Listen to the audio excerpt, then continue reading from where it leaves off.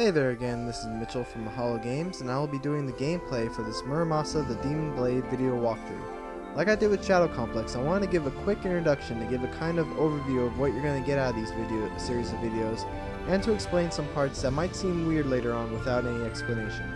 First off, the difficulty level for this walkthrough is set as Shura, which is the harder of the two starting difficulties. Secondly, you'll probably notice that I intentionally cut a lot of stuff out. This is either because A, I got lost and don't want you to watch me wander aimlessly for 30 minutes, or B, because there's a lot of backtracking in the game, and I feel it's in your best interest if I just cut out me running from left to right or right to left for 10 minutes straight. Alright, that seems good enough for an intro, so let's start off with Monohime's story.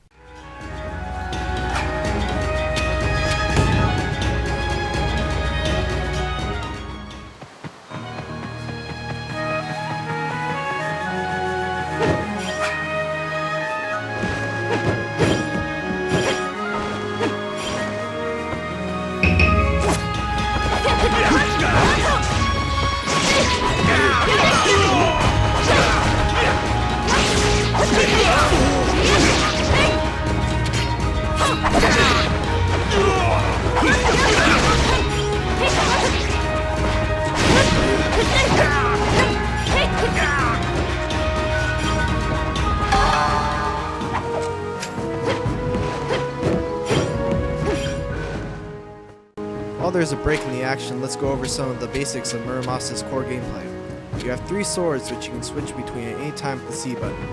Each sword has a special attack named there at the top, and can be activated by pressing B. Using a special attack will use up some of the sword's life, as will blocking and deflecting attacks. Once your sword's life is depleted, the sword will break, and you'll be forced to switch to one of the other 3 until it regenerates its health. Collecting these souls will not only get health back for your swords, but they are also needed for creating new swords in the forge once it becomes available. More on that later.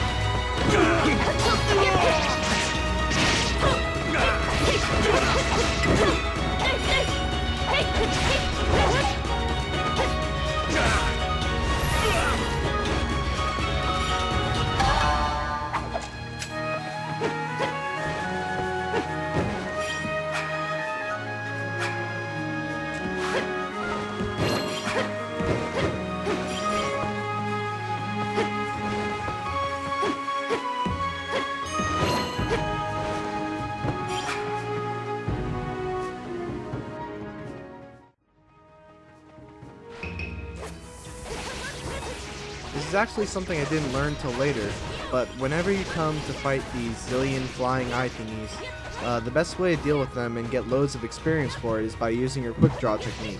You can perform a quick draw by switching to another sword once the sword icon at the top is glowing.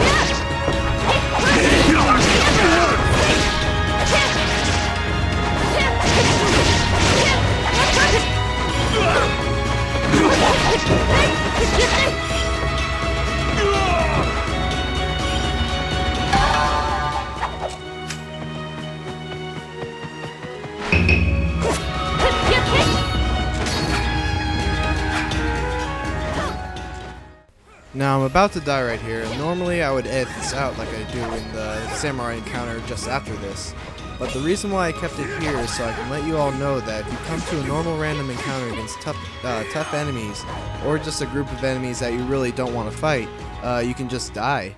There's no penalty for dying, and you'll just start at the beginning of the room to potentially face a different set of enemies, or no enemies at all.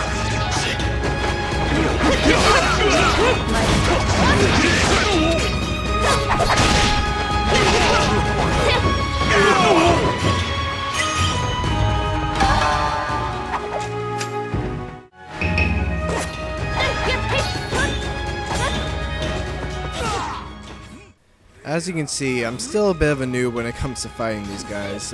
What I was trying to do was use that spinning jumping slash that breaks their swords, but it took me a little while to get the hang of it.